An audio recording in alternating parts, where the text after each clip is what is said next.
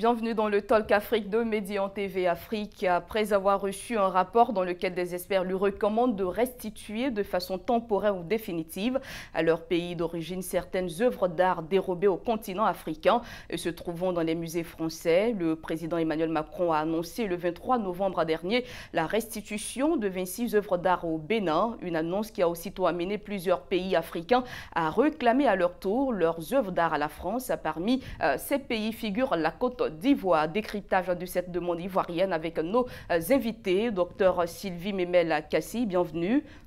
Bonjour.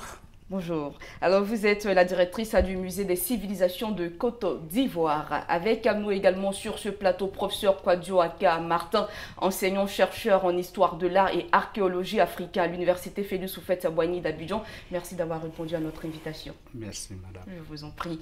Alors, sans plus tarder, depuis quelques semaines, la restitution des biens culturels par la France à l'Afrique est de nouveau au cœur des discussions. Qu'en savez-vous de façon précise, professeur ?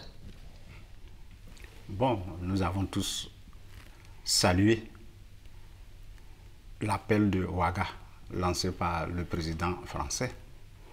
En tout cas, pour tout Africain qui s'intéresse aux objets d'art africains, eh bien, l'appel est bien perçu. Alors, on est tous d'accord. C'est évident.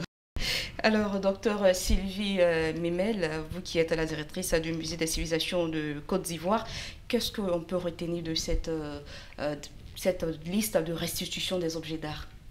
Mais il faut d'abord, à la suite du professeur, nous disons aussi que vraiment nous saluons vraiment l'engagement du président français qui parlait de restituer à l'Afrique les œuvres d'art qui ont été spoliées pendant la période coloniale.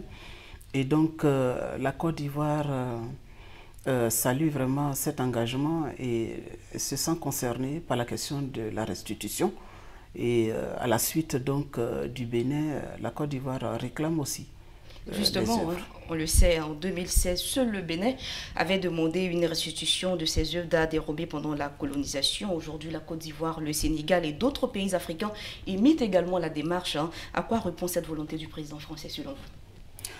Mais je crois que ça va dans le sens du rafraîchissement des relations entre la France et les pays africains. Il faut savoir que la colonisation a fait beaucoup de tort à l'Afrique, aux pays africains, avec la question de l'expropriation de leurs biens culturels.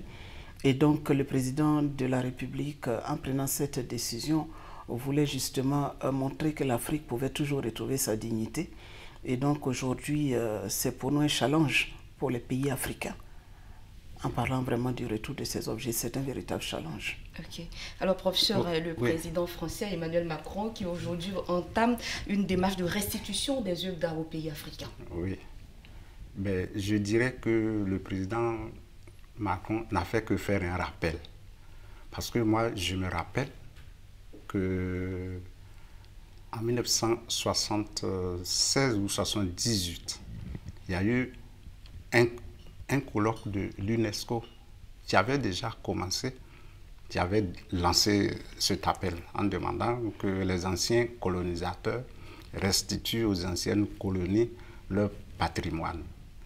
Et j'ai même été victime de cet appel, puisque à l'époque, je préparais ma thèse de doctorat de 3e cycle.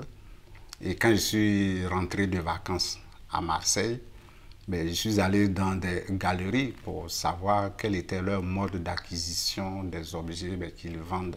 Mais il y a une galerie qui a failli me faire embarquer par la police, pensant que j'étais un espion de l'UNESCO. Voilà. Et il a fallu que mon prof intervienne pour que je parte de là tranquillement. Et je vous assure que quand cet appel avait été lancé, tous les cours que nous appelions à l'époque, tous les cours sur les arts non occidentaux, c'est-à-dire les arts d'Afrique noire, d'Océanie et autres, avaient été suspendus dans les universités françaises. Voilà. Alors, Avant d'envisager le retour de ces œuvres d'art dérobées à notre pays, aujourd'hui, quel est l'état actuel du parc d'objets d'art ivoirien? Au niveau du musée des civilisations, ce que nous pouvons dire, c'est que la Côte d'Ivoire aujourd'hui compte beaucoup d'œuvres disséminées un peu partout dans le monde. Ce sont des œuvres qu'on retrouve dans les collections publiques, c'est-à-dire les musées occidentaux, qu'on retrouve aussi dans les collections privées, parce qu'il y a des collectionneurs privés qui ont des collections à eux, et puis qu'on trouve aussi dans les ventes publiques, c'est-à-dire dans les ventes aux enchères et tout ça. Et en tant que directeur de musée, nous avons été plusieurs fois interpellés quant aux objets d'art de Côte d'Ivoire qui se retrouvaient presque à tous les coups dans les ventes publiques. Et pour la petite histoire, en ce qui concerne les collections du musée des civilisations, nous savons que pendant la période coloniale, c'était des conservateurs occidentaux qui étaient les conservateurs des musées ethnographiques. Ils ont su créer des réseaux d'écoulement de ces objets qui se sont retrouvés un peu partout dans le monde entier. Quand, dans le cadre de nos travaux de recherche, parce que ma thèse, elle porte sur le trafic illicite des biens culturels, le cas des musées de Côte d'Ivoire, nous avons pu nous rendre compte qu'au musée du Quai Branly, la Côte d'Ivoire avait plus de 4000 objets, 4038 exactement. Au Metropolitan Museum de New York, c'est aussi plus de 4000 objets. Le musée Rittberg de Zurich en Suisse, plus de 3000 objets. Là-bas, même chaque 3 ans, on fait des expositions sur les œuvres de Côte d'Ivoire. À Cleveland, aux États-Unis, c'est plus de 300 objets. Je donne ces chiffres parce que nous avons eu à travailler avec nos collègues de ces musées qui nous ont donné tous ces chiffres. Et donc, nous avons tous ces objets qui sont un peu partout dans le monde entier. Si bien qu'en 2014-2015, l'Europe a décidé de rendre hommage à la Côte d'Ivoire à travers ses créations artistiques. Et il y a eu une exposition itinérante internationale dont le titre était « Les maîtres de la sculpture de Côte d'Ivoire ».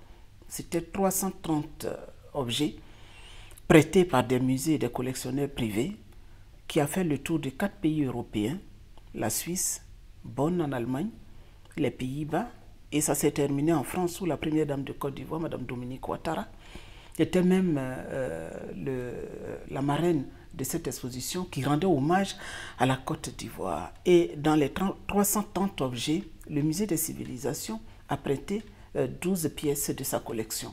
Donc, plus de 318 objets de la Côte d'Ivoire étaient détenus par des collections publiques, des musées et des collectionneurs privés. Donc c'est pour vous dire à quel point nous avons vraiment des objets un peu partout dans le monde entier. Vous avez certainement entendu parler de ce couple de statuettes qui se trouve aujourd'hui à Orlando, dans le sud des États-Unis. En 1994, il y a eu le reportage qui a montré le pouvoir, sinon l'influence de ce couple de statuettes aux États-Unis pour toutes les femmes qui les touchaient, qui touchaient ce couple d'objets. Et ça a mis plus de 3000 femmes enceintes. Et ces objets ont fait 7 fois le tour du monde. C'est pour vous dire que la Côte d'Ivoire aujourd'hui compte parmi les pays de l'offre sur le plan culturel et artistique. Donc vous comprenez que quand on parle de restitution, on se sent concerné au premier chef. Est-ce qu'on peut dire aujourd'hui qu'avec toutes ces œuvres d'art qui manquent à la Côte d'Ivoire, le pays manque d'œuvres pour raconter son histoire? Non, pas du tout. Pas du tout. Le musée des civilisations que nous avons l'honneur de diriger a une collection estimée à plus de 15 000 pièces. 15 000 pièces qui ont autant de valeur que les pièces qui sont de l'autre côté et qui, malheureusement, dans la conscience occidentale,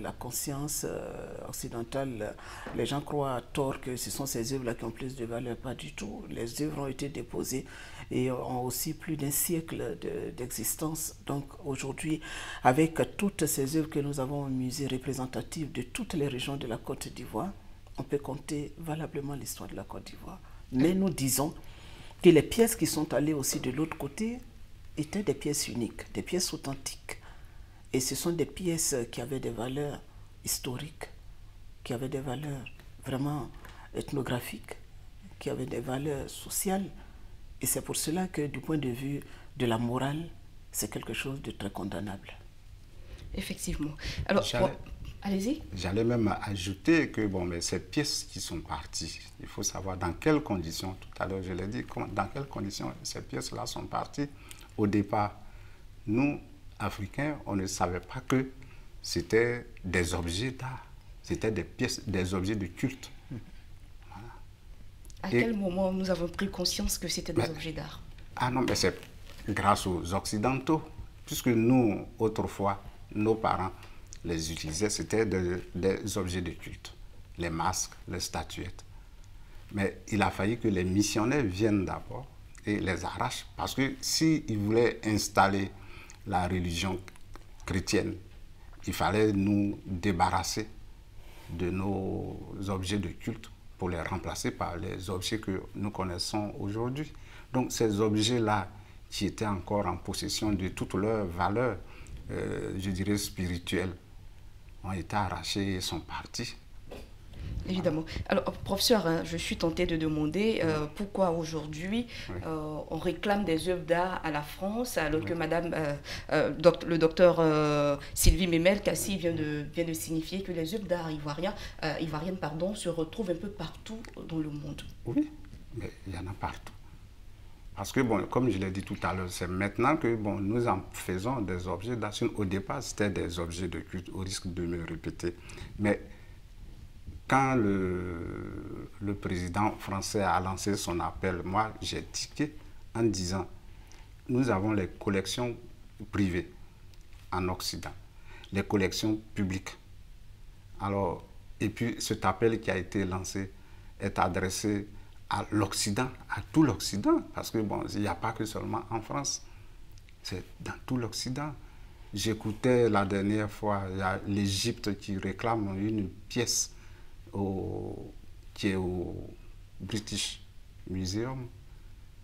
Voilà, donc c'est pour dire que bon, cet appel-là, c'est toute l'Afrique entière qui va au jour d'aujourd'hui réclamer ces objets qui sont là-bas. Ok. Alors, docteur, selon vous, quelles sont les œuvres majeures prises pendant la colonisation et qui auraient aujourd'hui vocation à retourner en Côte d'Ivoire? C'est ce que le professeur vient de dire. Ce sont des objets de culte, c'était des objets sacrés, des objets de divination. Est-ce qu'au niveau de la Côte d'Ivoire, on a un répertoire très précis de ces Non, mais il faut comprendre aussi, à l'époque, le contexte de la colonisation, il y avait combien d'Africains qui étaient dans la logique de faire des inventaires au niveau des objets qui se prenaient. Parce que le mode d'expropriation, il faut comprendre le rapport qui existait pendant la colonisation entre le maître et l'esclave ou l'indigène qui était là.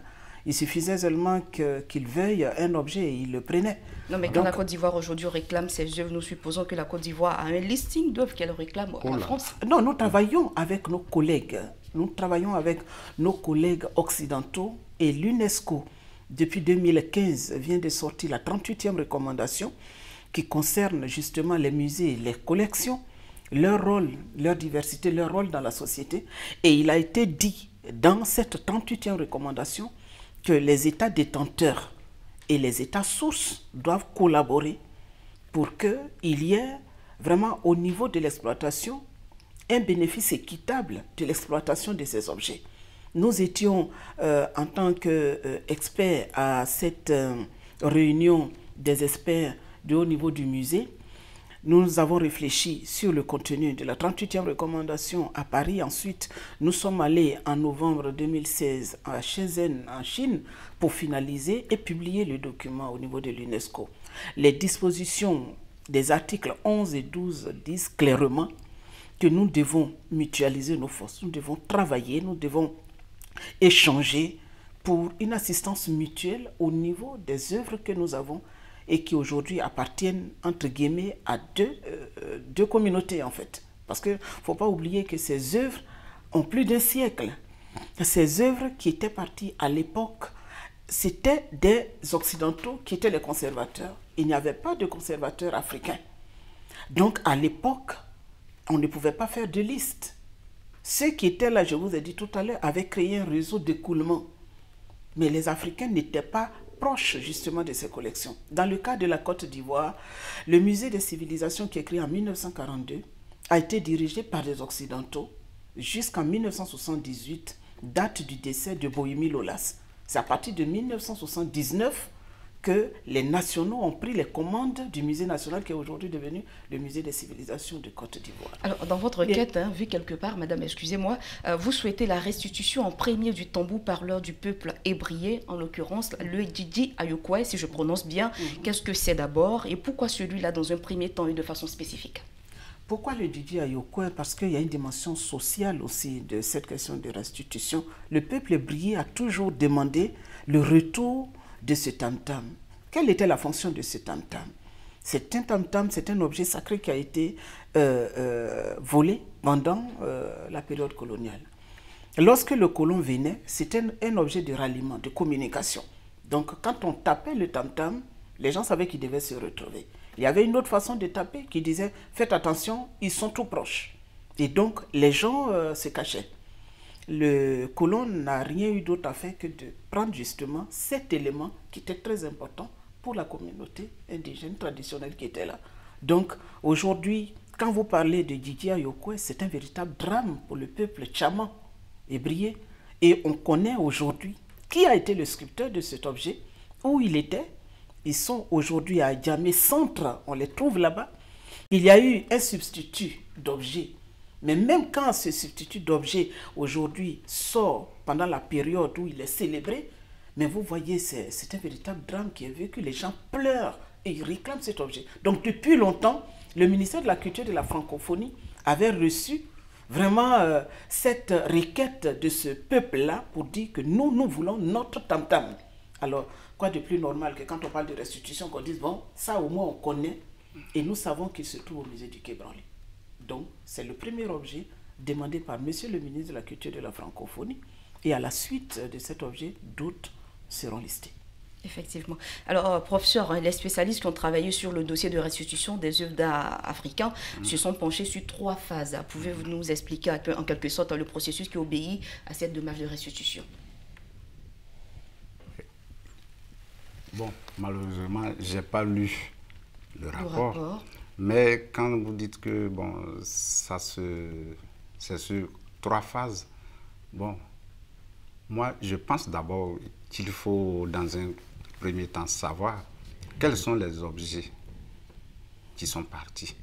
Parce qu'à cette époque, c'était je dirais même un débarras. Et c'est pour cela, tout à l'heure, je parlais de listing des objets réclamés par la Côte d'Ivoire. Voilà, parce qu'au jour d'aujourd'hui, on ne peut pas avoir une liste. On peut même exhaustive en tout cas. Mais une idée au moins globale. On a des listes, mais pas une liste exhaustive, parce que c'est ceux qui... Vous savez, en Occident, la documentation est vraiment très développée. Donc, toutes les activités qu'on mène, qu'on fasse une exposition ou qu'on fasse une activité quelconque, il y a toujours une traçabilité, parce que c'est publié. Donc, aujourd'hui, la Côte d'Ivoire a pu établir une liste à partir justement de nos recherches dans les catalogues, quand il y avait les expositions, et nous avons aussi les rapports de OLAS.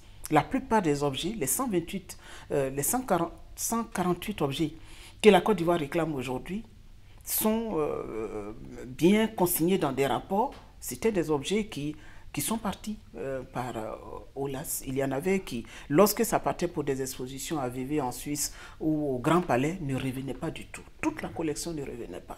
Donc aujourd'hui, nous savons que ces objets-là, aujourd'hui, sont quelque part et nous avons la traçabilité. Vous voulez ajouter quelque chose? Oui, pour vous appuyer, parce que la sœur de M. OLAS tenait une galerie de vente d'objets d'art en Suisse. Et dans ce commerce d'objets d'art, c'était des objets à la mode. Et quand bon, les galeries réclament, enfin, cherchent des objets que les collectionneurs recherchent, bon, en ce moment-là, ben, on fait appel aux commerçants qui sont en Afrique. Alors, professeur, avant de revenir au docteur, la Côte d'Ivoire a-t-elle aujourd'hui les infrastructures nécessaires pour accueillir ces biens culturels dont on ignore encore la taille totale? Est-ce qu'on a les moyens et l'expertise nécessaires? Moi, je pense que tous les États africains, y compris la Côte d'Ivoire, qui réclament leurs objets, n'ont qu'à chercher à construire des infrastructures. Parce que, bon, aujourd'hui, on ne connaît pas exactement le nombre d'objets que nous avons en Occident.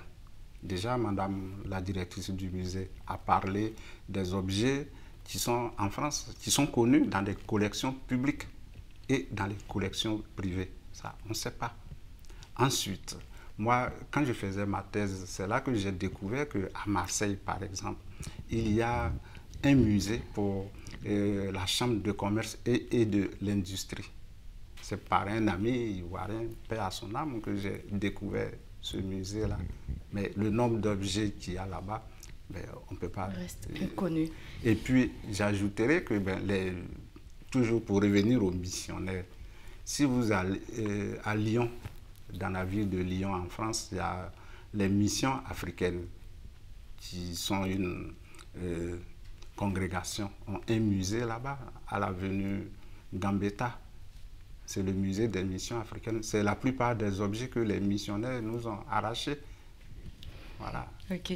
Alors, Madame la directrice, est-ce qu'aujourd'hui nous avons les infrastructures et l'expertise requises pour recevoir ces objets? Avant de répondre à cette question, je voudrais aller un peu sur ce que vous avez posé comme question au professeur pour dire que pour le moment, nous ne connaissons pas d'une manière exhaustive la liste, sinon le nombre exact d'objets que nous avons, mais nous savons que tous ces musées tiennent des inventaires.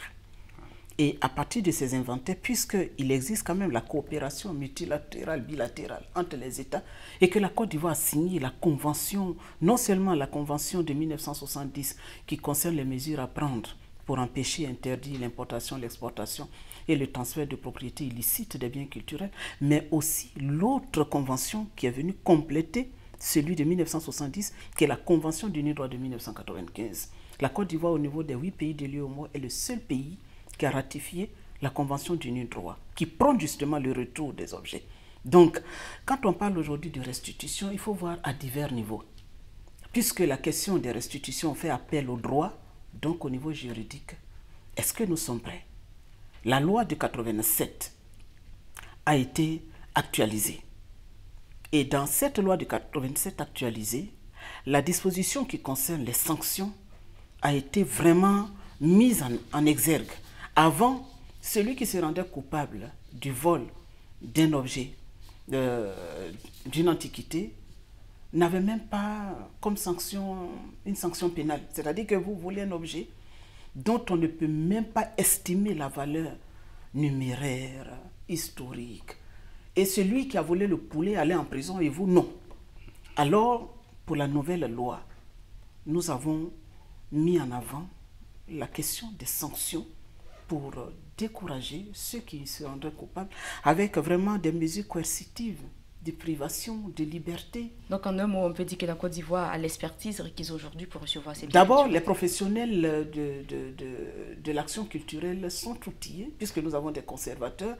Dans le cas du musée, nous avons accueilli et monté des expositions qui venaient de l'international. Depuis que je suis au musée jusqu'à aujourd'hui, nous avons accueilli des objets, des expositions au moins de 7 pays européens et des objets dans le domaine archéologique qui avaient plus de 5000 ans d'âge.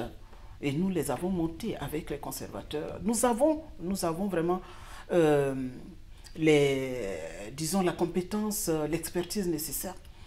Le musée des civilisations en 2016 a envoyé un conservateur au musée du Quai Branly pour les aider à monter, à organiser les archives de Bohemie Lolas. Et eux aussi nous envoient. Donc, il y a un partenariat ensemble. Donc, qu'on ne dise pas que les Africains n'ont pas l'expertise. Nous avons l'expertise. Nous travaillons avec eux régulièrement. Nous faisons des stages là-bas. Nous avons aussi les infrastructures pour ça. Les infrastructures, justement, la Côte d'Ivoire est en train de préparer le retour, mais privilégie surtout l'approche consensuelle. Il faut que les gens il faut qu'on comprenne cela. Et nous ne sommes pas dans la logique vraiment conflictuelle, quoi. Mais la Côte d'Ivoire n'est pas dans une démarche de revendication. Mais la Côte d'Ivoire est en train de préparer le retour selon une méthode douce. Et donc, au niveau infrastructurel, justement, l'État de Côte d'Ivoire, le président de la République a demandé que le nouveau musée national qui va se construire en 2020, soit l'un des 3 plus grands d'Afrique. Je pèse bien mes mots. Et ce musée qui va se placer du côté du Palais de la Culture va avoir une partie sur la terre ferme et l'autre partie dans la lagune. Et le président souhaiterait qu'on voit ce musée comme la Tour Eiffel depuis l'aéroport, mais avec la tête de l'éléphant. Okay. Le dossier, il est prêt. Donc, au niveau infrastructurel, il y a non seulement ce nouveau musée qui va être construit, mais il y a 12 autres musées régionaux qui vont être construits. Parce qu'il faut accueillir tous ces objets si vraiment nous allons dans la logique de recevoir des milliers d'objets. Au niveau juridique, alors, c'est ce que madame, une dernière question avant de conclure rapidement. Que prévoyez-vous faire une fois ces œuvres d'art restituées? Alors, aujourd'hui, l'État de Côte d'Ivoire, via le ministère de la Culture et de la Francophonie, est en train de mettre en place, il y a un décret qui va sortir bientôt pour la mise en place d'un comité national de restitution qui sera chargé d'encadrer vraiment le programme de restitution. Donc, on est en train de définir pour le moment les missions de ce comité national. Les deux noms réclamés par SAR et Savoie ont été communiqués pour l'Élysée. Donc, la Côte d'Ivoire a envoyé les 2 experts qui seront chargés de fournir les listes, toutes les informations. Alors donc là, ce que vous présentez, c'est le manifeste de la collection Fantôme. C'est un projet culturel qui répond à l'absence des objets volés par l'imaginaire avec, au niveau culturel et artistique, des manifestations pour sensibiliser la population à la nécessité de protéger le patrimoine du Côte d'Ivoire. Donc c'est un manifeste assigné par toutes les couches socio-professionnelles. Tout le monde doit signer ce manifeste. Merci beaucoup, madame. Alors, professeur, dernière question. Y compris les membres du gouvernement. Ok. Professeur, dernière question rapidement. Hein. Alors, qu'est-ce qui va changer quand on aura tous ces œuvres? Moi, je dirais que mon souhait est que il ne faut pas faire revenir ces objets pour les faire revenir. Si ces objets-là arrivent, il ne faudrait pas que ce soit une affaire du musée, que ce soit l'affaire des Ivoiriens. Parce que c'est notre patrimoine culturel qui est parti et qui revient. C'est vrai, il y a des gens qui, bon, ça ne leur dit rien du tout. Pour eux, ça a été un débarras. Puisque aujourd'hui, bon, on est d'une autre religion, on voit tout ça diabolique. Mais moi, j'aimerais que si ces objets-là reviennent, il ne suffit pas d'avoir un grand musée pour les installer dedans, pour, je sais pas moi, pour le plaisir d'avoir ces objets-là. Qu'au moins, merci. Parce qu'aujourd'hui, quand merci, professeur. Il faut les animer. Merci, professeur. Merci, merci. Alors, nous sommes au terme de notre entretien. Merci, professeur Kwadjoaka Martin. Ouais. Merci également, docteur Sylvie Memel Kassi. Merci à tous deux d'avoir répondu à notre invitation. C'est ici que s'achève cette émission. Merci à vous, chers téléspectateurs, de nous avoir suivis et agréable suite de programme sur Médian TV Afrique.